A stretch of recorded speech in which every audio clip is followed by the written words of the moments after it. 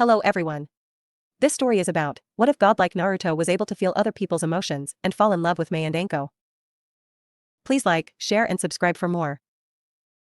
Also check the other fics I've uploaded. Now let's start. Everyone was silent. This was the match they all wanted to see. Just how powerful was the last Uchiha? He represented an entire clan, and most of the people going to the finals were going to see him specifically. What they didn't know was he now represented something far greater than his surname. He represented the bringer of hope. He represented Konoha's monsters. They would not be disappointed. Yoroi slowly made his way down to the arena floor, a confident smirk adorning his face. Sasuke's eyes met Naruto's, and for a split second, the entire world was gone. For a split second, the two of them were the only people alive. For a split second, the monsters of heaven understood nothing but each other. It said that two warriors could express their emotions and feelings through combat. That may be true, but Naruto and Sasuke were monsters, and all they needed was to meet each other's gaze. Show them the strength we wield. With pleasure. Sasuke shunshined, now standing in front of his opponent.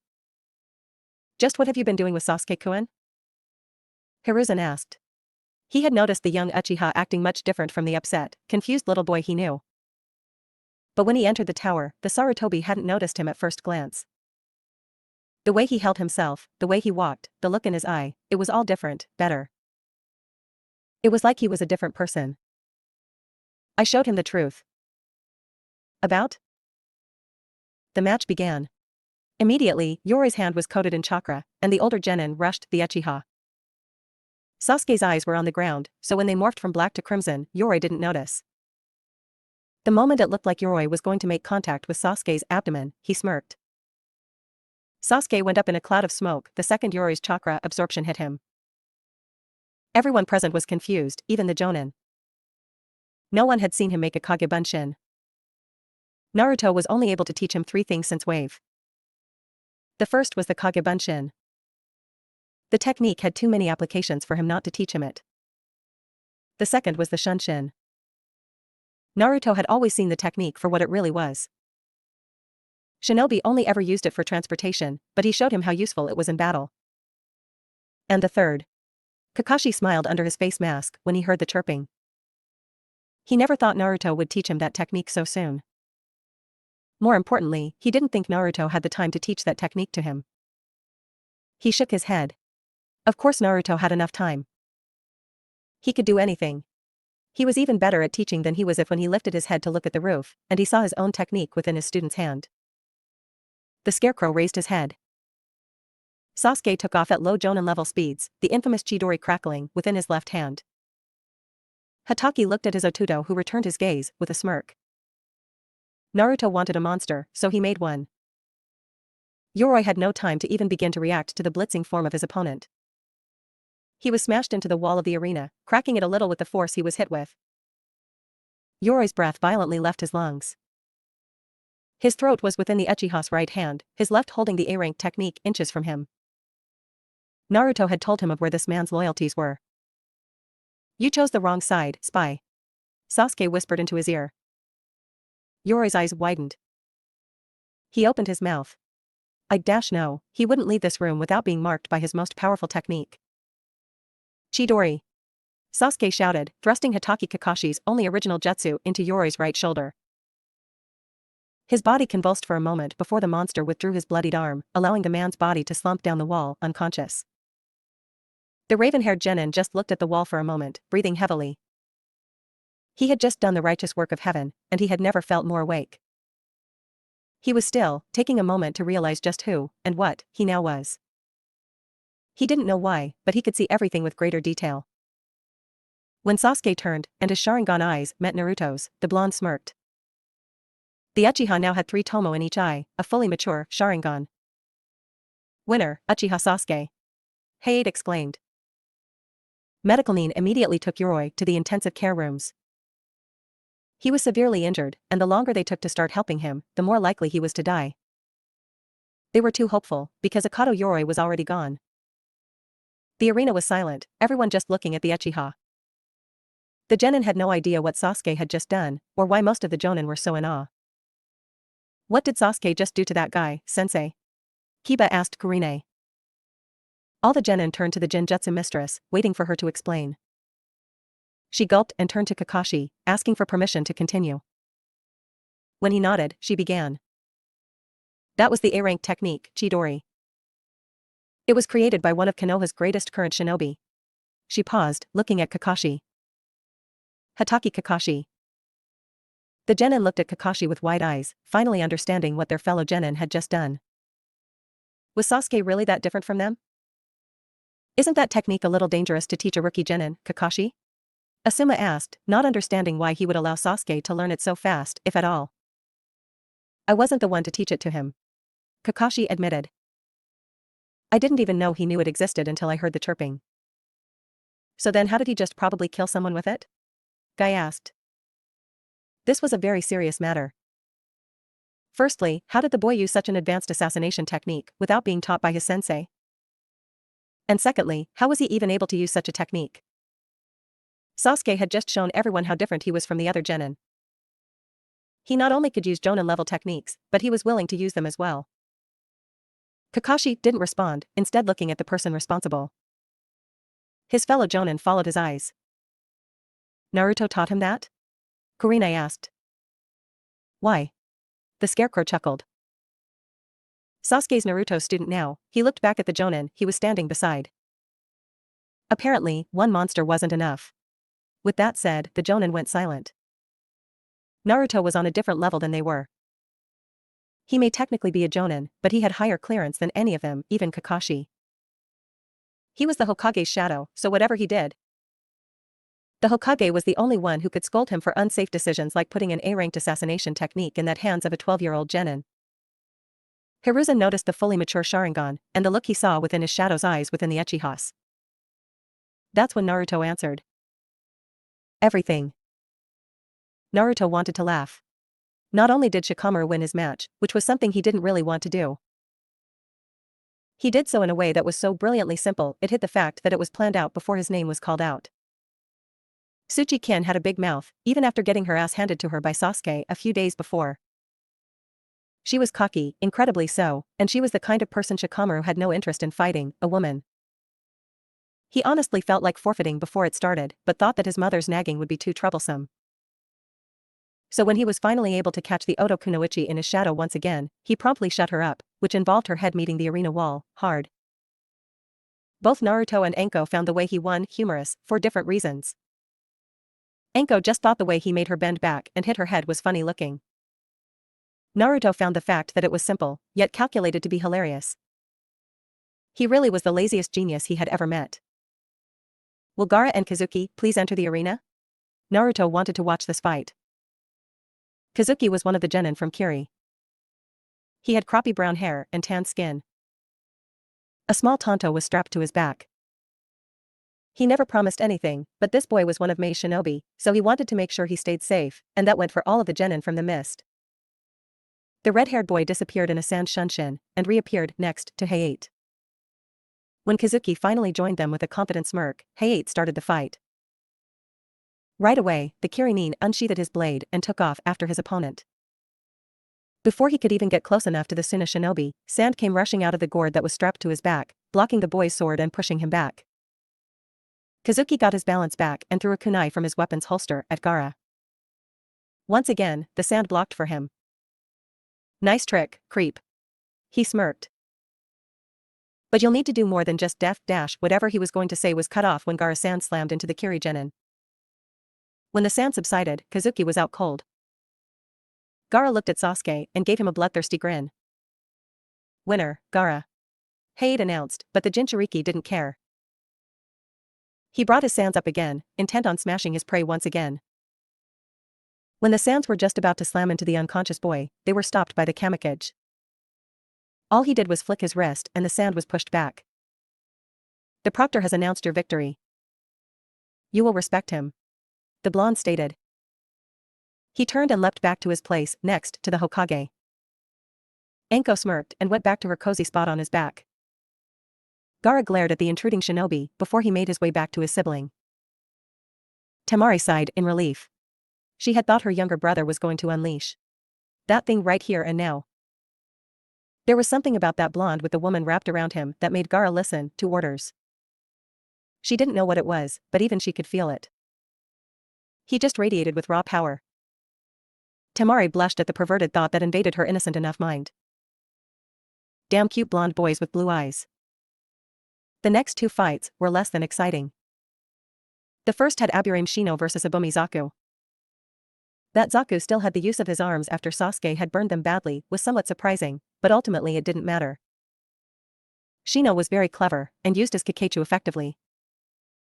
Before the Otonin even knew it, Shino's bugs had entered the air tubes in his hands that he used his sound techniques with.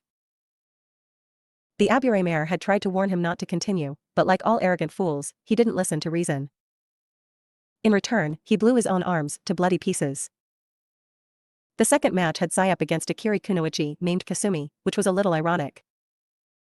The fight was actually interesting, for the first 10 seconds. Kasumi was sufficient in water techniques, and blew through Sai's creations with ease. After he got some water on him he forfeited, stating that he couldn't compete with someone like her. It was such a load of crap. Sai was easily Chunin level already, and he could have at the very least fought her off much longer. Naruto knew why he forfeited. It was another order from Danzo. He didn't know what was going on, but Danzo was just letting Orochimaru do as he pleased, and the blonde wasn't very pleased with that fact. Will Akimichi Choji and Kinyuta Dosu please enter the arena? Hayate called out the next two names on the screen. Asuma sighed and looked at his student. He was about to bribe him into fighting with barbecue as a reward, but instead held his tongue when he saw the determination in Choji's eyes. He didn't want to fight, but he knew that it was important to show the strength of not only Konoha, but the Akimichi clan as well. He had took Naruto's words to heart, and now worked hard to be a worthy friend to the bringer of hope. He wasn't all that much stronger than he was a couple of weeks ago, but he was at least willing to go out there and fight, no matter what the odds. When the young Akimichi glanced at Naruto, the blonde had nothing but a content smile on his face. He nodded to his gentle friend. A true Akimichi warrior. He whispered. Choji was able to read lips, something he was very proud of, so he caught Naruto's words. He jumped from the balcony he was standing on, ready to prove his strength. Why do I have to fight the fatty? Dosu groaned. He felt as though Choji was too weak to give him a good fight. His first mistake was calling the pleasantly plump boy fatty, because now he had a competent, angry Akimichi on his hands. When the fight started, Choji was eager to smash. Buban Baika no Jutsu, he called out, his right fist swelling.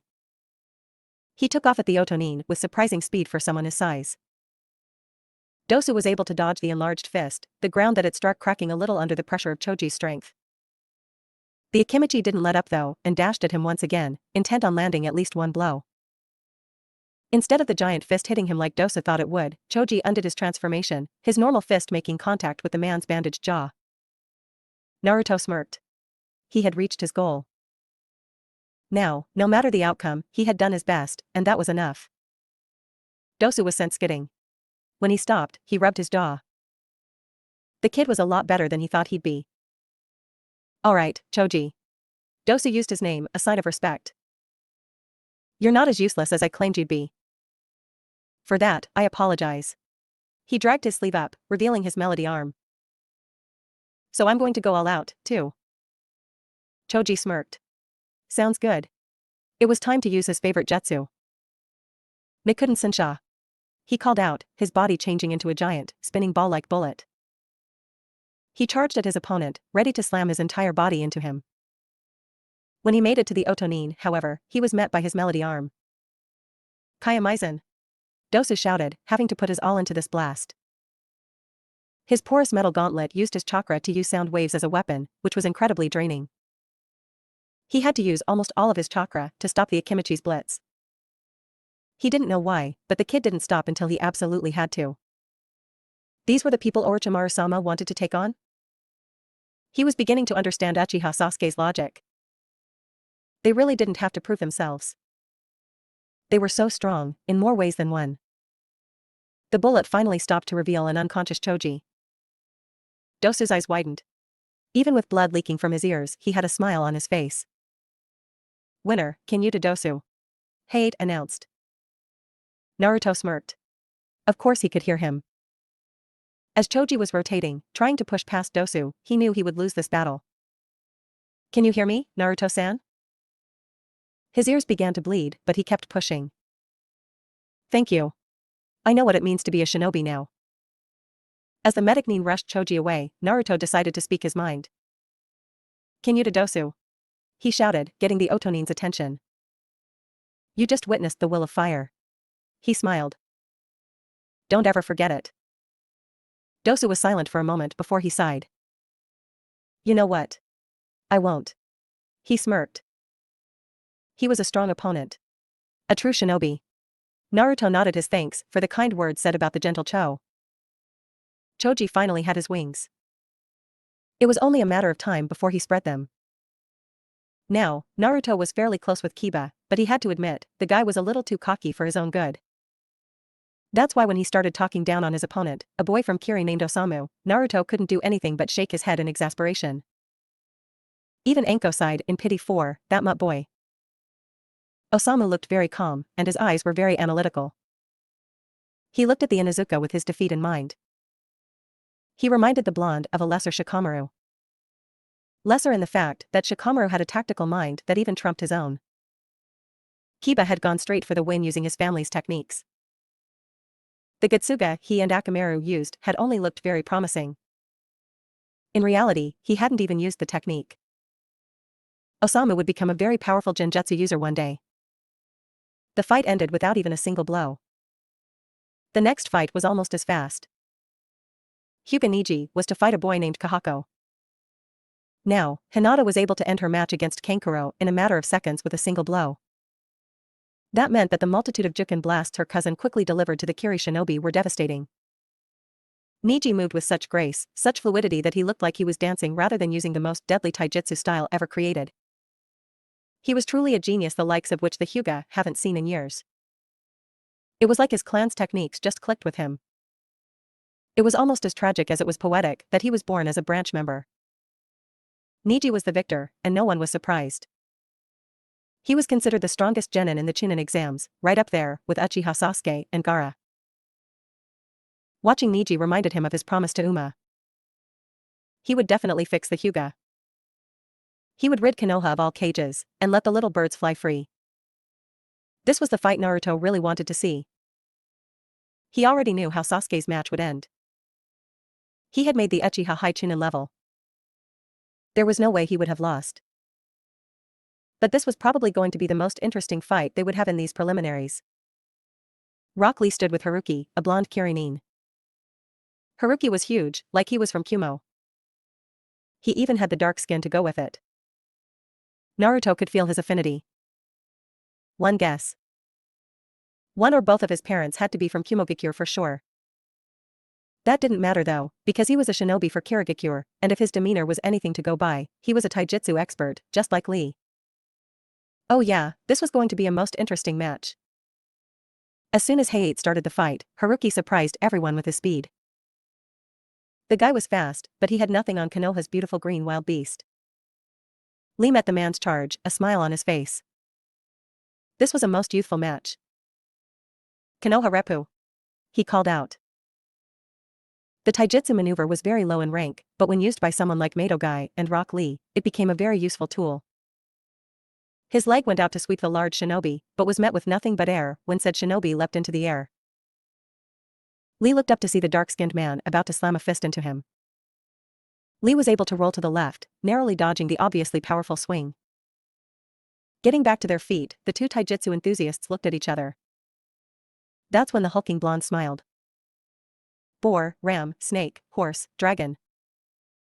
Haruki slammed his hands onto the ground, lightning rushing from his palms. Raitun, Jibashi. The lightning rushed at Lee from the floor, tearing the ground apart as it went. To dodge the technique, Lee had to jump, resting on the giant ram hand seal statue. Lee. Madogai shouted, getting into his nice guy pose. Take off your weights. He gave his mini a thumb up and a giant smile. Really, Guy-sensei? Lee asked in a surprised tone. Hi. Guy shouted grandiosely. Show them the white-hot flames of your youth. Guy thought he was being very cool like his hip rival Kakashi, but the pose, coupled with his usual attire. He was very uncool. In the eyes of Rock Lee, however, he was the coolest man alive. "I won't let you down, sensei," he shouted, sitting down to take his weights off. Everyone watching was a little confused. Does he think taking off a couple of weights will help him defeat Haruki? Kasumi asked no one in particular in a sarcastic voice. He's one of Kiri's strongest genin.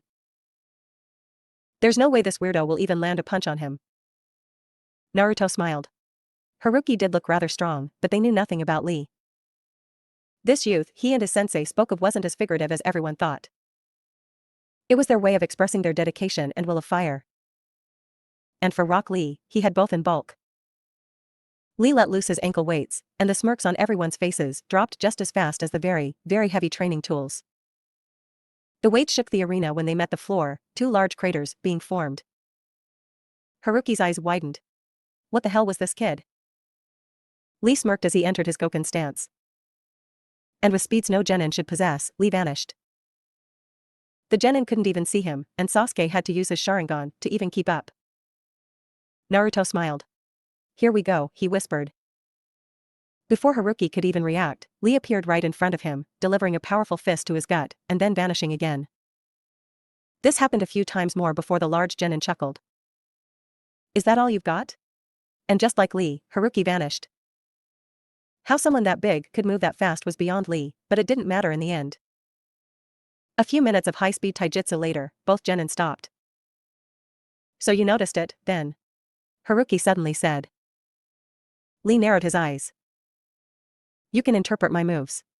"How?" Haruki smiled.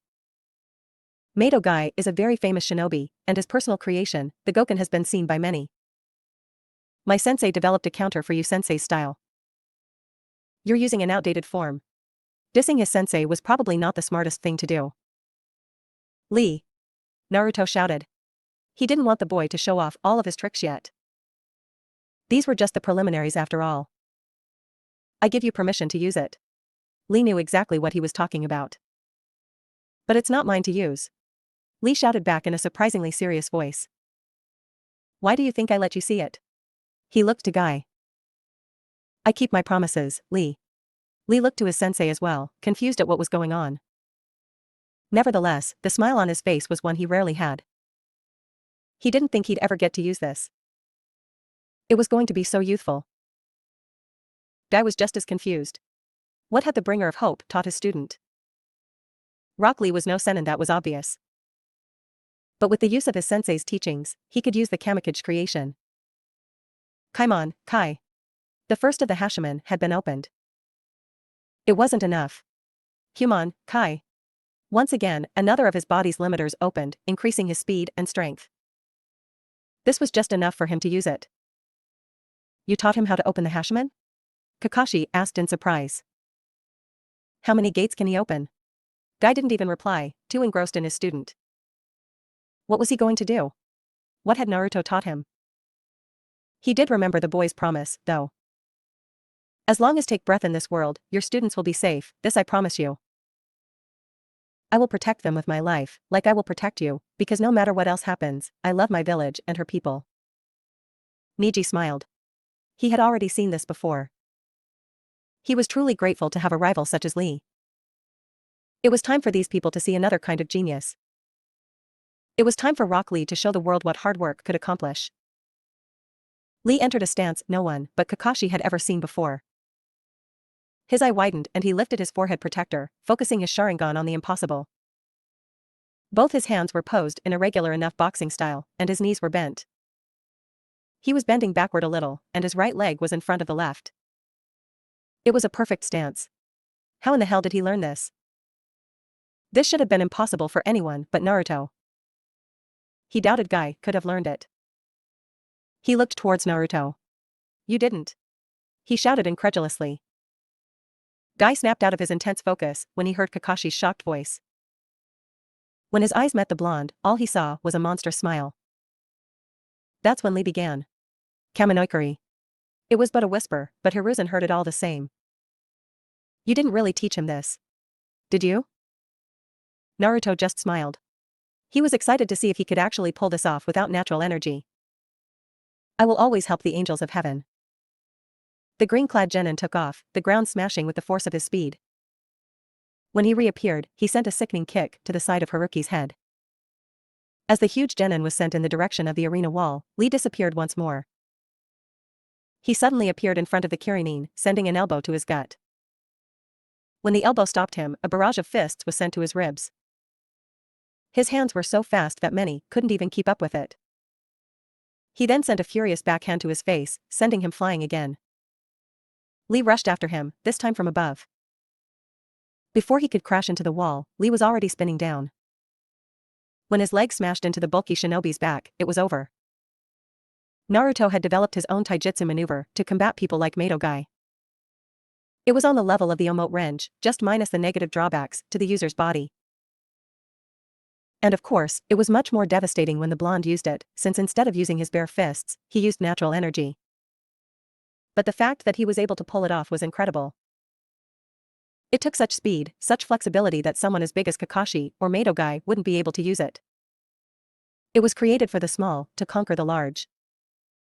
He was very adept at the style, and Naruto might teach him the actual last blow. The kick was the finishing touch that Naruto showed him, but when Naruto used it, a blow to the heart finished the maneuver, killing the target. Naruto always made sure to kill when he was supposed to kill. You never wound something you can't kill. It usually comes back to bite you in the ass. Winner, Rock Lee. Hyuga announced. Isn't that a little advanced for someone like Lee Kun? Hiruzen asked. Naruto chuckled. That's not even his greatest technique, GG. Oh? And what is? That genin knows the Ura Renge. Hiruzen didn't show it, but he was shocked. The Ura Renge was only something a handful of shinobi ever born could use. It was the pinnacle of regular taijutsu techniques. The only thing more powerful could only be done by Mei. That's when a smile found its way on the Hokage's aged face. The great tree is still strong. Naruto smiled. As it always will be. The last match was a Kiri Kunoichi named Yoko and the Konoha shinobi Tsurugi Masumi. The male genin used a very rare method called Nan no Kaizo. It allowed him to dislocate his joints and control his softened body with his chakra. He immediately tried to suffocate the smaller-than-average girl, but he soon learned that size meant nothing in the shinobi world. Yoko had surprised even Naruto when she used Yoton. Looking at the little girl, she did remind him of Mei a little. She had the same hair color, but it wasn't as long as the Mizuki's. Her skin was a little darker as well. By the time Masumi felt heat, he was already being burnt by the lava seeping from the kunoichi's mouth. The match ended quickly, and Yoko was the winner. She was small, but Naruto could tell that she was skilled, incredibly so. God, she looked so much like Mei.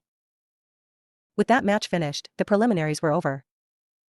The Hokage and his shadow stood in front of the 12 prevailing genin. These 12 were made up from 4 different villages, the majority of them being from Konoha. The preliminaries had played out exactly like Hiruzen thought they would. Naruto was a natural-born leader. If he died this second, his shadow would be able to lead the village, no problem. Leading a genin or chunin team would have been easy for him to figure out. That wasn't the reason he had assigned Naruto to the Jonin sensei. The first reason was to get him closer to Uchiha Sasuke. That, of course, worked out perfectly. Anything Naruto wanted to do, he did it. The second reason was to enhance the might of Heaven's new generation. The genin of the village were strong in their own rights, but Hiruzen knew that 2 weeks with the Kamikage and his genin would benefit from it. That was the true reason behind Naruto's assignment, to ensure the future of Konohagakure no Sato. As he looked on at the 6 genin from Konoha that made it, he knew his shadow had accomplished his task. Even the ones who didn't make it past the preliminaries had bettered themselves. Akimichi Choji had been a worry for not only the Hokage, but the boy's father as well. He was far too gentle, and neither of them thought he would make it very far in the shinobi world. Seeing him fight today totally changed the Hokage's opinion of the boy. Naruto was able to see the important things within people's hearts, and then he could inspire them to bring it out. There was a fire in Choji's eyes now that Hiruzen had thought impossible for him to attain. Then there was young Haruno Sakura. The pink-haired girl had entered the arena looking like a true kunoichi. Her gentle look and somewhat aggressive personality reminded him of his student, Tsunade. She may have lost her fight, but she no longer looked like the little girl from the academy. She was more confident, and Hiruzen knew she was determined to improve herself. She could very well become a powerful kunoichi if she kept that dedicated mindset. Hiruzen decided it was time to begin. The 12 of you have proven that you are ready to advance to the next rank. He paused, trying to etch the faces of the young shinobi before him. They would soon grow old, and some of them, and then eventually all of them, would die. You are now one step closer to that rank. Stage 3 will be the last of the exams, and whether you advance in your shinobi career will be up to your performances and respective leaders. He turned to Hayate, the proctor of the third exam. Hayate nodded and coughed before he started. The third stage will be similar to this one. Anko held a bag out. You will draw a number, and that will be your opponent. Anko went down the line of genin, each pulling out a piece of paper with a number on it. The third stage will be held within 1 month from now. In this time, we suggest you train and prepare to fight the opponent that fate has decided for you. He looked at Naruto, letting the blonde say his words. Get as powerful as you possibly can. His eyes met Gar's blue-green ones. You have to if you want to attain your goals. Anko had finally finished, and the genin now had their numbers. 1s, Nara Shikamaru, Temari. 2s, Hyuga Hinata, Kasumi. 3s, Uchiha Sasuke, Gaara. 4s, Hyuga Neji, Rock Lee. 5s, Aburame Shino, Osamu. 6s, Kinyuta Dosu, Yoko. You know who you'll be facing. Now go and prepare. The Hokage finished. Naruto signaled for Sasuke to wait while the rest of the shinobi filed out of the room. Anko, Naruto started. I need to do something. It won't take long, so is it alright if we spend some time together afterwards? Anko nodded. Sure thing. I'll be home, so just drop by whenever. Naruto smiled. Sounds like a date. Anko whistled. You're gutsy, soldier boy. It was a little embarrassing to admit it, but this was the first time anyone had ever asked to go on a date with her. She never had an actual relationship with the other people she had slept with. You should know better, Snake Lady. Jiraiya is my godfather. You can't be related to him, blood or otherwise, and not be gutsy. He replied cheekily. It was the truth though. Jiraiya had a knack for rubbing off on people, and it was hard not to gain the man's brave sense of self. Anko just shook her head with a smirk. She couldn't think of anything to argue about that statement. When she left, Naruto and Sasuke were the only two left in the arena. The Uzumaki became very serious as he spoke his next words. I think it's about time we speak to Sai. His expression darkened. And I have the perfect idea to get our point across. Sasuke didn't know what his Shursho had in mind, but he could tell it was going to be fun. Danzo was standing before one of his teams. They had just gotten back from a mission, and were reporting their success. They were in the underground root base, a secure base at that. That's when the voice he was afraid of hearing down here spoke out. My eyes are your eyes. The voice came from somewhere above and to the right of him. My arms are your arms. This time, the same voice was somewhere below and to his left. His root agents stood, unsheathing their blades. My soul is your soul. Once again, the same voice was in a different position. I am your sword, your shield. I am your shadow, your silent warrior. I am your solution. Suddenly, the person the voice belonged to was right in front of the root operatives and their leader. I am ANBU. He had an angry look on his face as he looked over the root agents. True ANBU. The root agents made to move against the intruder, but were stopped by Danzo. Don't. You stand no chance against him. He sighed. What do I owe this unexpected visit to, Naruto-san? That's when Uchiha Sasuke shunshined next to the blonde. Sasuke-kun? I see, so you're under Naruto-san's tutelage now? Drop the polite act, Danzo. He looked the root agents over. You know, I used to respect you somewhat. His eyes met Danzo's only visible one. You used to be a warrior, a protector from the shadows. He narrowed his eyes.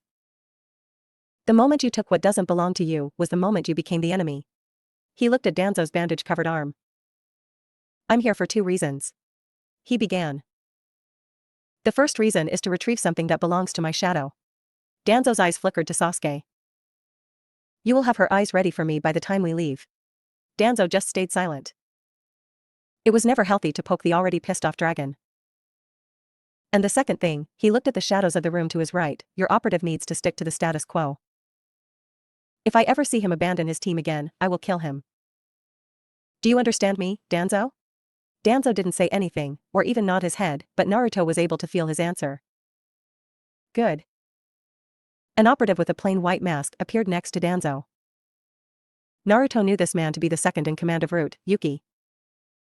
He had a cylindrical jar that was full of liquid. Within that liquid, a pair of eyes floated. Sasuke looked at the eyes with confusion. Who did they belong to? Why did Naruto say they were his? Is there anything else I can do for you, Naruto? The blonde smirked. Danzo was pissed. He had to stand here and take orders from a 12-year-old in front of his men. It was humiliating. After Naruto took the jar, he and Sasuke began to walk away. Oh, you know what, there was one other thing. Naruto vanished. When he reappeared, his kunai was embedded in Yuki's throat. Whatever your involvement is with Orochimaru, it ends now. He ripped his blade from the Root agent's throat. This is your one and only warning. Do not push me, Danzo. He was now ready to leave the dark, dingy base of the Foundation. As they made their way out, Sasuke finally decided to ask the question on his mind. Whose eyes are these? He really wanted to know. He felt like he knew who they belonged to for some reason. They belonged to a victim of Danzo's. Naruto stopped, looking Sasuke in the eye. They are your mother's. Sasuke froze. Why did that bastard have my mother's eyes? Sasuke snarled. He'd never been so angry before. He took what did not belong to him, Sasuke. And for his trespasses against your family, he will lose his life. Naruto explained calmly. But when? He shouted. Why not now? You could end him easily right this instant. He deserves to die. Sasuke was on the verge of tears. He had no right to touch his mother. Calm yourself, Sasuke. The blonde said softly. You need to be in control of yourself at all times. I'm going to give you power that could seriously injure or kill innocents if you lose control. You can't lose your calm so easily anymore, you can't afford it. Sasuke took in a deep breath. He was still angry, but he knew Naruto was right. He wanted to control his power, not have his power control him. You are right, I could kill him. He looked around him, all of them. But what would that accomplish? No. He will not die just by my hand. You have been hurt the most by him. He smirked. The last thing he will see is your blazing Sharingan. The Uzumaki started walking again. We do things right, and our way, or we don't do them at all. Sasuke was still for a moment before he let out a deep breath and smirked. That did sound very appealing. He walked behind his Shursho, his mind completely calm and collected. He was a monster now. He needed to act like one. Why did you need Koa-san's eyes? Sasuke asked when they made it out of the underground compound. You'll need these eyes, Sasuke. They'll save you from the darkness. He answered. Sasuke looked at him confusingly. What darkness? He asked. Naruto smirked. Have you read the scrolls in the Naka shrine? Sasuke's eyes widened. How did you know about them? He thought no one but the Uchiha knew that they existed. And then there was the fact that no one but the Uchiha could read them. Itachi was like a brother to me, Sasuke. He was also my kohai, which was a little awkward since he was older than me. He smiled at the memories of Karasu calling him senpai just to embarrass him. There were no secrets between us. When he developed the Mangekyo Sharingan, he told me what he read from the scrolls.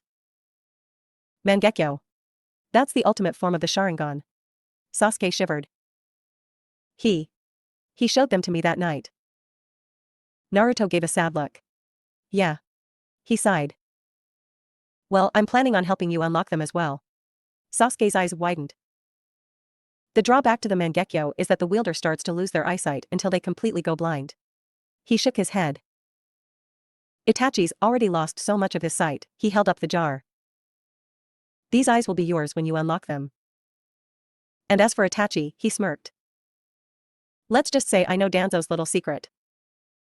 Sasuke was taking a moment to let the information digest. What's that mean? He finally asked. Naruto clenched his fist. Danzo has the other half of Itachi's replacement. And before I let you rip that bastard's soul out of his body, I'm going to save our brother. Sasuke smiled. Can't wait. Naruto returned the smile. Agreed. Naruto and Sasuke went their separate ways after leaving the root base.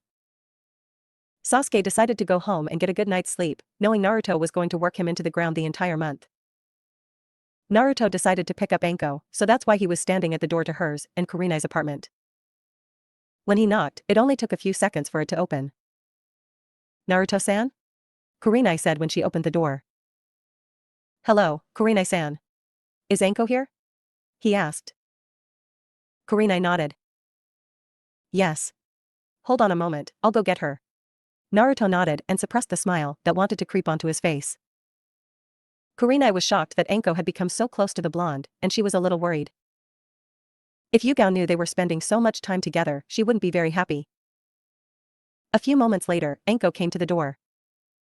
You ready? Naruto asked. Anko nodded with a smirk. Sure am. Now, woo me, soldier boy. Naruto returned the smirk. She just challenged him. Just remember you asked for it, snake lady. He grabbed Anko by the side and vanished from the doorstep. Kurenai sighed. She really hoped Hyuga wouldn't be upset with her for allowing Anko to take her Otudo's innocence. After spending the day wooing Anko, which involved eating dango on top of the Hokage monument and drinking ridiculously expensive sake straight from the bottle, the two decided to walk through the tea avenue. They had spent most of their time just laughing about anything and everything. They spoke a little of their pasts, but quickly decided against it since most of Naruto's past is classified and he already knew everything about her. That's when the kissing started.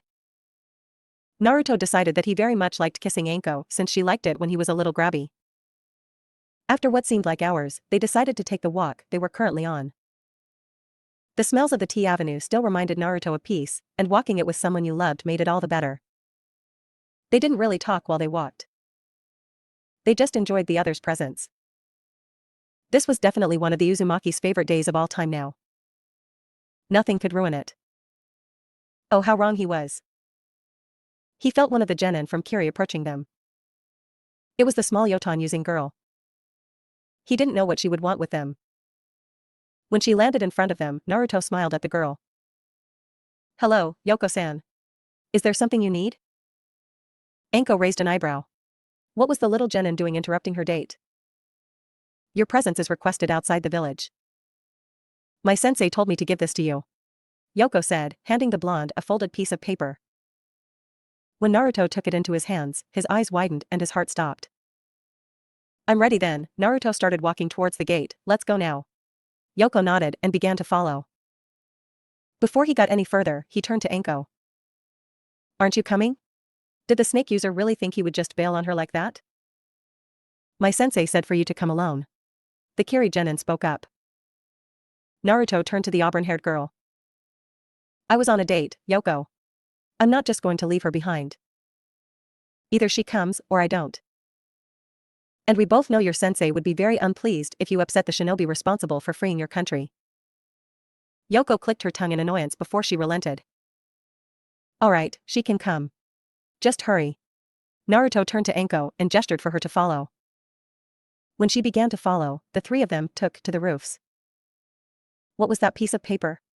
Anko asked. She didn't know why, but she could definitely tell that it surprised him greatly when he saw it. Naruto didn't reply for a few seconds. It's the letter I wrote Mei before I left Mizu. Anko suddenly felt very nervous. If it's here, that means she is too. He took in a deep breath. You said you wanted to speak with her. I don't know if she even still has feelings for me. She could just be here to let me know she's moved on. But if she's here to tell me she still cares for me, I don't want to hide you from her. You both deserve to hear what I have to say, and then we can go from there. Wherever there is. Anko just stayed silent. She was a lot more nervous than she thought she'd be. The Mizukage was a very beautiful, very powerful woman. Anko knew she was good-looking, but anyone would be a little intimidated by someone like Terumi Mei. Her date with Naruto confirmed everything she already knew about her feelings for the blonde. She was now more than ever willing to fight for him. She didn't want to lose him. She didn't want to lose this feeling. He was her knight in shining armor, and she would do anything to keep him. It didn't take long before they were outside the village gates, making their way to some random location. This far from the village, and Naruto couldn't feel what was happening within her. A few minutes later, and they were at their destination. That's when he saw her. She looked just as beautiful as the day he met her. Her beautiful auburn hair was longer than he remembered. Her skin was just as creamy as it was before. The blue top that hung from her shoulders accentuated her bust and curves. It was dark out, but she shined like an angel. When she turned, he felt the same feeling in his stomach when Anko looked at him. He swallowed hard. Having his voice shake would have been humiliating. They stood there while she walked across the small clearing they were in. The grass was long, and the trees surrounded the edges. The sky was cluttered with stars, and the moon was full. When she felt them enter the clearing, her stomach had a funny feeling. When she turned, he was there, the same yet so different. He was much taller now. He'd be taller than her soon. His hair was longer as well, if only slightly. His adorable whisker marks hadn't faded. Good. She loved those. His eyes were just as blue as she remembered. His skin was a little darker, and his clothing was completely different. Gone was his ANBU attire, and in its place was a true Jonin uniform. His face still held the strong but young look. Even through all of the cloths she could tell that his muscle definition had increased as well. The last time she had met him he had made her feel like she was next to a fire. He always felt warm and bright. But now, for years later, it was like she was next to the sun. He was so bright, so warm, it was overwhelming. She decided to ignore the woman next to him and approach her warrior angel. She smiled at him when she was in front of him. Naruto-kun. She greeted. Naruto swallowed again, for good measure. Mei-chan. What are you doing in Hai no Kuni so early? He wasn't complaining, just a little confused. I didn't feel like waiting another month to see you. She raised an eyebrow. But if I'm bothering you, I could always leave and come back when the finals begin. Naruto shook his head. No. He almost shouted. You don't have to leave. I just wasn't expecting you to get here so early. And I didn't know if you'd even want to see me. Mei laughed. It was a beautiful thing, her laugh. You know, I actually tried to get over you. She sighed. Unfortunately, you're very hard to forget about. She laughed again. I read your letter every day, you know. She looked at Anko for a second. Did you forget about me? She asked softly. It was now or never. She deserved to know. Mei, he started. I've thought about you every day since the first day I met you. A piece of me never left Mizu, never left you. Anko knew it was too much to hope that he didn't feel how hurt she was right now. I spent every day thinking that you would forget about me. That you'd find someone else, someone older, and move on. He shook his head. You're my princess, Mei, even now. But there's something you need to know. Mei gulped, her stomach now in knots. He took in a deep breath. Terumi Mei, this is Midarashi Anko. Neither woman said a word. I fell in love with her, Mei. Mei froze, and it felt like her heart did as well. Anko was more nervous than ever. She was wrong, this was a bad idea. I didn't mean for it to happen, the blonde was cut off by the Mizukage. I thought you were different. She whispered. Naruto felt her anger, her betrayal. But you're not. Yes, he was. You're just like the rest. She didn't even want to look at him. Did you ever really love me, asshole? God, she felt like an idiot. Why did she ever fall for a child? Naruto had felt her mind, and it hurt him more than any wound he had ever suffered. Did he ever really love you? Anko shouted, not only surprising Naruto and Mei, but herself as well. Are you stupid? The woman really pissed the snake user off. I am the Mizukage, Midarashi. You will not speak to me like Mei was cut short by Anko's snort. Please, Terumi, I don't care if you're the fire daimyo. You're still stupid. Mei narrowed her eyes. You know how much Naruto struggles because of us? If she was smart, she'd just let the Mizukage think whatever she wanted and have Naruto all to herself. But something was not letting her close her mouth. If you're thinking he's been sleeping around with me or anyone else, you're sadly mistaken.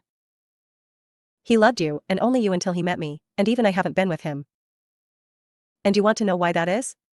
She was really, really pissed off. She had seen Naruto's expression after she last spoke. Someone like him didn't deserve to look so broken. It's because of you. The two of you weren't even together, and he didn't know if you even had feelings for him anymore. But he felt that if he slept with me, he'd be betraying you. Why was she defending his love for another woman?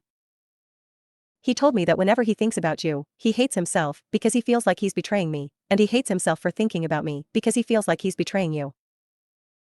Anko. Naruto tried to stop the woman. Even saying these words stung her heart. The Jonin ignored him, continuing her rant. I can't be with the only person I've ever loved like this because of you. Why are you defending him? Mei cried out. Don't you feel like I do? Of course I do. When he told me about you, it broke my heart. But I was at least willing to speak to you for his sake.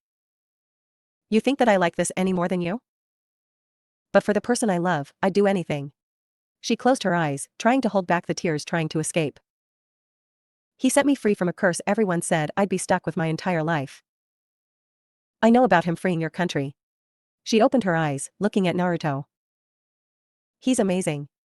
He helps people and never asks for anything in return. Mei remembered that he asked for nothing but a healthy alliance between their nations for freeing Mizu. He doesn't have a family. He never has. He deserves better than even me and you, but if he's satisfied with me, then I'm going to try my best to make him happy. Mei was breathing hard, her anger replaced with confusion and indecisiveness. So what do you suppose we do? Do you really expect me to share him? That's absurd. Anko sighed. I have no idea. She narrowed her eyes. But we owe it to him to listen to what he thinks. That's the least we can do for the person who changed our lives so much. Mei calmed her breathing. She had overreacted. She was still upset, but this woman had a point. She shouldn't have blown up like she did. Anko was right, they weren't together. He hadn't really betrayed her, and he still cared for her enough not to sleep with anyone, even with another woman he apparently loved. She looked at Naruto, her eyes telling him that she was ready to at least listen. Naruto steeled his emotions. You both know of the ability I possess to read emotions. He took in a deep breath. It may sound lame of me to say this, but I truly love you both equally. He felt both Anko and Mei's doubt. So instead of explaining it to you, I'll just show you. He walked over to Anko, taking her hand into his. Mei narrowed her eyes at them touching. He then walked them over to Mei, holding his hand out for her to take. She just looked at the outstretched limb for a moment before she took it into her hand as well. I've never tried an open link between three people before, so this'll be new for me too. Anko and Mei saw his eyes turn gold before his entire sockets shined with the majestic light. It didn't take long for it to happen to them as well. Their world went white. They were crying. It hurt so badly. Their neck burned, and their heart ached. Their eyes were puffy from how much they cried. They hadn't eaten anything in days. They were too depressed to eat. He had abandoned them. He was their world. They would have done anything for him. How could he do this to them? Was it their fault? They had to hide it from them. The people would kill them if they knew their secret. They couldn't help it though, they were born this way. Why did everyone hate people like them? They didn't hurt people. They weren't bad. They were just different. Kaa-san told them to be proud of their bloodline. What did they ever do to be feared? They could feel the fear and hate everyone felt towards them. They were all alone, always. They were never scared, but sometimes they were lonely. They understood why everyone hated them. But still, it hurt. Why were they so different from everyone else? Why could they feel everything? That was the worst part, understanding why they were hated. This was a nightmare. How could they wake up? Things were getting a little better. They no longer cried themselves to sleep. They no longer felt betrayed. Now, they felt pissed. They were never going to let someone hurt them like that again. They were going to kill him. They needed to get stronger. They were no longer afraid. They didn't care what people thought about them. They would fight back. They heard about a resistance. That's where they belonged. This was their home too. They would no longer cower in the face of the ignorant. They needed to get stronger. They were finally awake. The nightmare had stopped for a short time. They had done something terrible to a terrible person. They finally had a way to do what they wanted. They were already strong, and they'd only get stronger. They needed to feel awake again. He had freed them. They thought they'd be forever trapped, but he freed them. He just walked into their life and fixed it. He had heard their heart. He was their knight in shining armor. They didn't ever want to have this feeling again, but they did. They loved him. They were just curious at first. They didn't think it would turn out like this. He had set their people free. He had asked for nothing in return. Whenever he smiled, they felt warm, safe. He was the most amazing person they had ever met. He was their warrior angel. They loved him. They dreamt about both of them every night. When they dreamt about the first, they dreamt about her beautiful, long auburn hair that brought out her beautiful green eyes and cute smile. When they dreamt about the second, they dreamt about large, brown, playful, somewhat mischievous eyes and her 1,000-watt smile. They were always on their mind. They hated themselves for loving them both. They wished for nothing but to have them both, but they knew that was very unlikely. Why did they love both of them? The gold shine faded from their eyes. Naruto was a little tired, but he'd be fine in a few minutes. He was able to catch both Mei and Anko before they fell. That was a lot harder than he thought it'd be. It completely exhausted the girls. They couldn't stay conscious after that overload of information. When he synced with Anko, he only had the link open one way. He received information only, Anko received nothing. This time, however, he completely opened the link. Anko, Mei, and Naruto now knew everything about each other. Naruto made sure not to look into the top secret information he and Mei knew. But everything else, their childhoods, their entire lives, it all was shared. Yoko and her sensei, another woman with auburn hair, approached him. "She's fine," he stated, feeling their worry for their leader. "She's just exhausted." He allowed the older woman to take Mei into her arms. Before they could leave, Naruto stopped them. "Wait." He held out the letter he had written Mei. "Can you make sure she gets this when she wakes?" Yoko nodded and took the letter. "Thanks." When the Kirinine took off, Naruto decided it was late and that Anko needed to get home.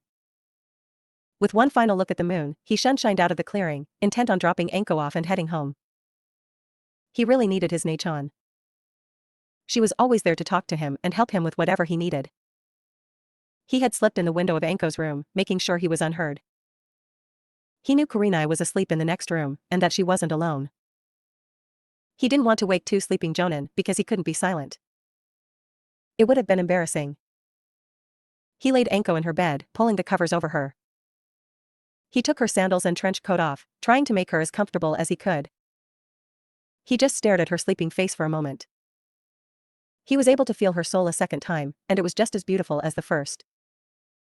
He was about to kiss her forehead when he felt the extreme feelings of sadness and desperation form Hyuga. His heart stopped when he couldn't feel Hayate. What in Kami's name happened? He vanished, trying to get to his sister as fast as he could. Hyuga could do nothing but stand and stare at the body of her dead fiancé. She had her ANBU mask on, and Shinobi, never mind ANBU, never cried. Her team was silent, as was the other ANBU cell that arrived before them.